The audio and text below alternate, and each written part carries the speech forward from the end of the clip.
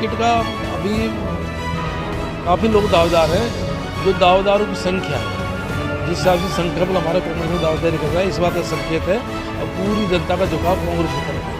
इसलिए हमारे ज़्यादा दावेदार मैं समझता हूँ 20-25 से लेकर के 5 आदमी तक का पैनल तैयार किया जाएगा और उस पैनल में जो भी हाईकमान फैसला करेगा वो सबको मान्य होगा, सबका काम करेंगे।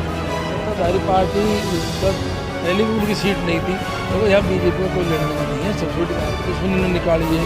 अभी 2-3 दिन पहले एक ST/SC की लिस्ट एक जाति विशेष के लेकर उन्होंने सारे ट्रांसफर कर दिए, फिर कैंसिल भी करिए। तो इस तरह से जो ये बदले की भावना से बीजेपी काम कर रही है और जनता इस बात को सब समझती है। कमजोर के प्रति खिलाफ विचारधारा उसको लेके जाएंगे और निश्चित जनता उस बात को मानेगी। ऑटोमेटिक जनता माहौल बन रहा है, ऑटोमेटिकली जनता कांग्रेस के पक्ष में। भारत में संविधान संशोधन मुद्दा था, बीजेपी संविधान को धीरे धीरे कमजोर करती है, पहले भी किया और अब भी किया। जैसे आरक्षण मुद्दा नौकरियों का मांगे, मैं प्रधानमंत्री जी मैं आपके माध्यम से पूछना चाहता हूँ, ये जो हवाई जहाज में जैसे मान लो 50,000 की नौकरी लगती थी, वो डिपार्टमेंट बेच दिया इन्होंने, तो खत्म हुआ क्या हुआ? खत्म नहीं हुआ क्या?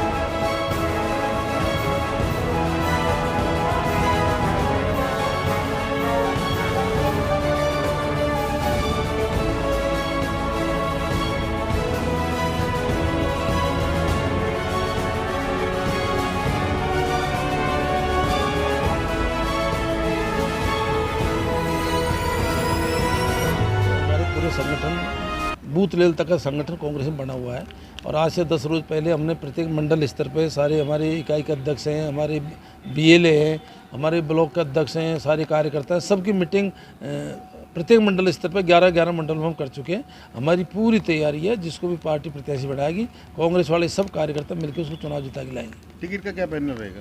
टिकट का अभी काफ़ी लोग दावेदार हैं। जो दावेदारों की संख्या है, जिस हिसाब से संख्या बल हमारा कांग्रेस में दावेदारी कर रहा है, इस बात का संकेत है और पूरी जनता का झुकाव कांग्रेस की तरफ है। इसलिए हमारे ज़्यादा दावेदार मैं समझता हूँ कोई 20-25 दावेदार हैं। 19 तारीख को यहाँ की ऑब्जर्वर लगाई है मैडम पासवान, वो आ रही हैं और मैं समझता हूँ कि सबकी सहमति से 3 से लेकर के 5 आदमी तक का पैनल तैयार किया जाएगा और उस पैनल में जो भी हाईकमान फैसला करेगा वो सबको मान्य होगा, सब उसका काम करेंगे और उसको चुनाव जिताएंगे। सत्ताधारी पार्टी से 200 सीट को बचाना बड़ी चुनौती रहेगा, हालांकि आपकी वजह से ही 200 सीट खाली होकर बाई इलेक्शन सत्ताधारी पार्टी का पहले भी उनकी सीट नहीं थी।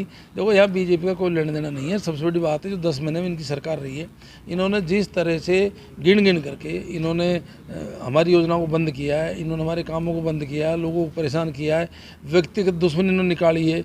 अभी 2-3 दिन पहले एक ST/SC की लिस्ट एक जाति विशेष के लेकर इन्होंने सारे ट्रांसफ़र कर दिए, फिर कैंसिल भी करिए।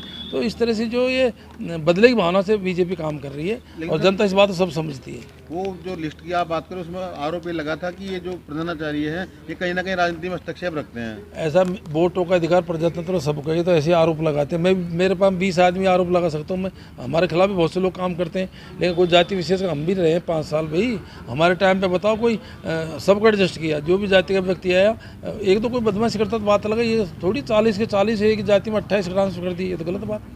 तो अब जो आने वाले समय में जो चुनाव जीतने की आप बात करते हैं तो क्या मतलब विशेष रहेगा? हम हमारी जो योजनाएं थी उनको लेके जाएंगे, हमारी विचारधारा को लेके जाएंगे, बीजेपी की जो कमज़ोर के प्रति खिलाफ विचारधारा है उसको लेके जाएंगे और निश्चित जनता उस बात को मानेगी। ऑटोमेटिक जनता माहौल बन रहा है, ऑटोमेटिकली जनता कांग्रेस के पक्ष में कांग्रेस को वोट देगी। क्या मुद्दा रहेगा? पिछले चुनाव में तो आरक्षण भी एक मुद्दा था। आरक्षण संविधान संशोधन का मुद्दा था। बीजेपी संविधान को धीरे धीरे कमज़ोर करती है, पहले भी किया और अब भी कर रही है। जैसे आरक्षण का मुद्दा नौकरियों का, विशेषकर हमारे लोग नौकरियों से इफेक्ट होते हैं। ये जितना प्राइवेटाइजेशन कर रहे हैं वो सरकारी नौकरियों को ख़त्म कर रहे हैं और उसमें सबको नुकसान है, जनरल को भी नुकसान है, ST/SC को, OBC को भी है। उदाहरण के लिए जैसे पूरे देश के एयरपोर्ट थे, ये अडानी को दे दिए इन्होंने लीज पे, तो सारी सरकारी नौकरी खत्म होगी, तो संविधान कमज़ोर हो गया ना संशोधन। दूसरा जैसे एयर इंडिया की हवाई जहाज हैं, टाटा को बेच दी, सरकारी नौकरी खत्म होगी ना।